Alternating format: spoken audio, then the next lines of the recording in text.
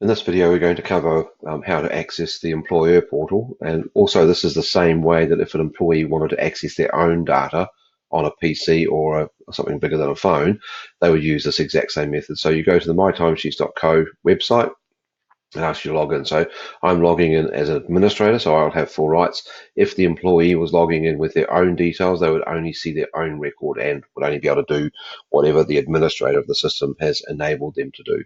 So I'll log in as an administrator.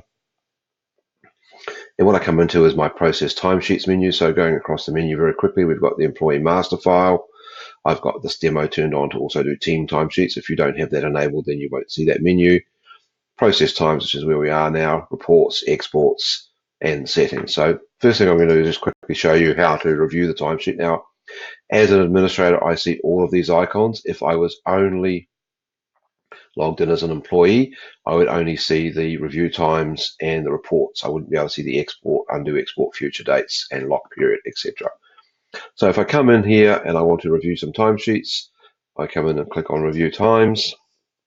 And by default, I've got my data displaying in employee order, but you can also have it displaying in date order. So what I see first is the employee, how many hours they've worked, and then I can drill into that employee to see what they've done each day of the week. So I will see my week building up. This is live, so assuming that the employee is entering data from a device which is currently online, I will see all the data in real time.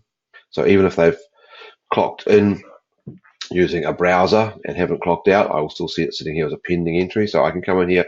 Now, if I want to, I can come in and edit the time, change something. Let's say the employee's put in the wrong cost center. Now, again, the cost center will only appear here if you are using cost centers and or jobs. Now, if you're not using those, these two options here will not appear. I could, if I wanted to, change the employee's time. So I could make that 18:30 because they clocked out late or whatever I want it to do. Now, as soon as I do that, you'll notice what happens is it changes the font. So I can tell that that data has been edited by an administrator.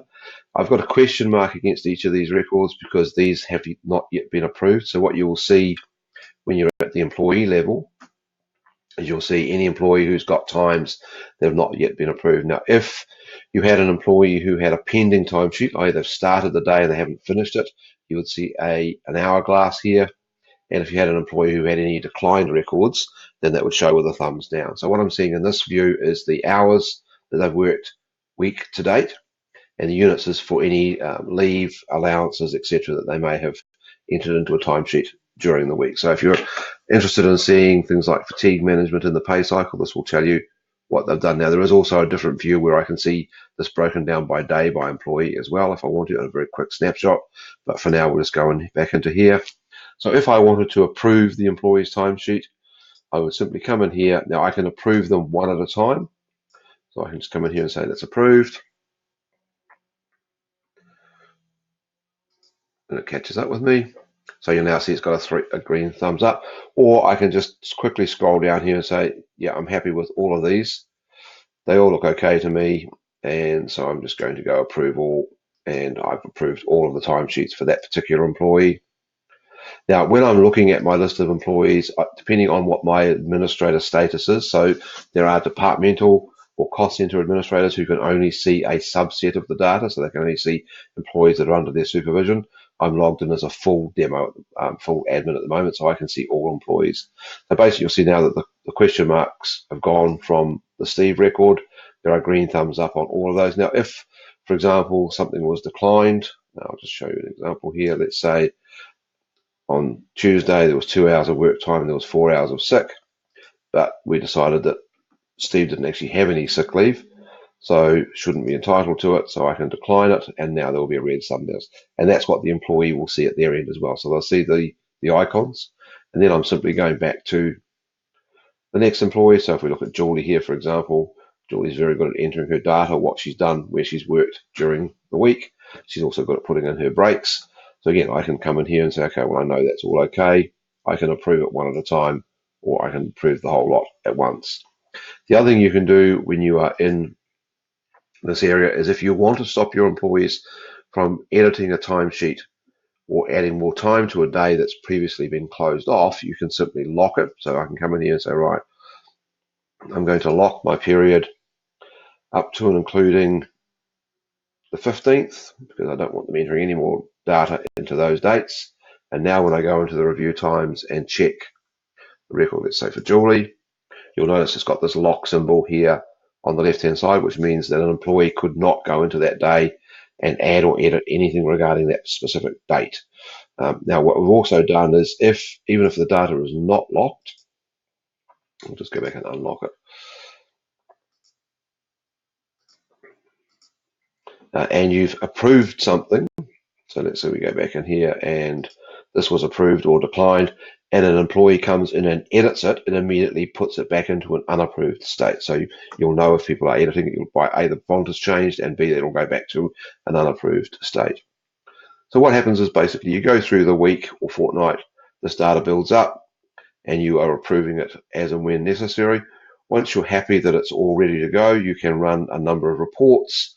So you can run these progressively. So throughout the week, I can run my daily times report, and this will show me who's worked when, on what. That will break the employee down by day of the week, type of transaction they've been, type of pay code they've received, so ordinary time, overtime, leave, allowances, etc. What if we're doing the costing or job costing, what they've worked on, what tasks they performed, how many hours they've worked. So that gives you a full detail of what you need to see progressively during the week. And then what will happen is at the end of the week, you will run a pay period report, which is a summary version of that same report. So if I run that as a summary,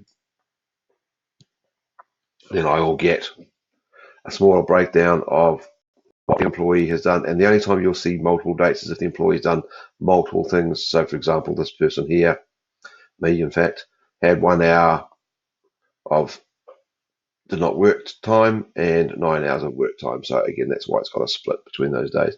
So that's the information that effectively you could key into your payroll system. I won't save that. So that's the pay period report.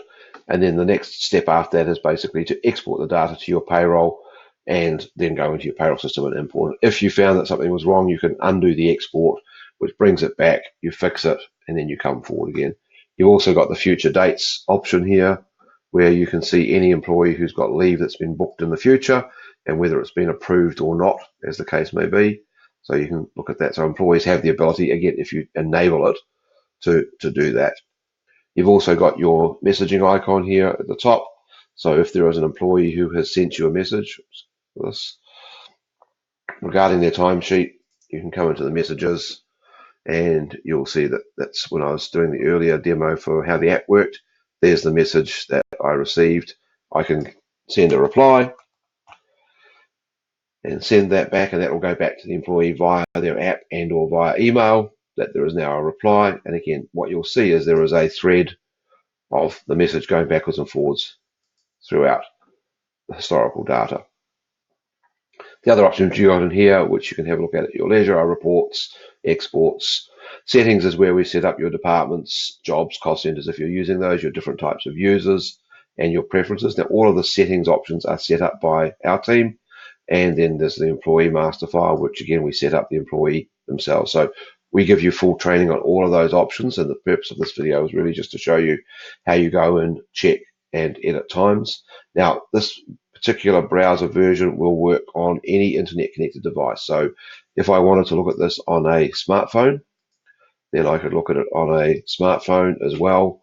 I could come in here and review my times on a smartphone, do exactly what I've done on the browser of my PC, or I can do it on a tablet if I've got a bigger screen, or I can go full screen on my PC and it'll just resize itself accordingly. So you don't need to be at your desk to be checking the data for your timesheets. You can do everything you need to do in any internet connected device, but it does need to be connected to the internet. So hopefully that covers all you need to know about how to go in and check some times.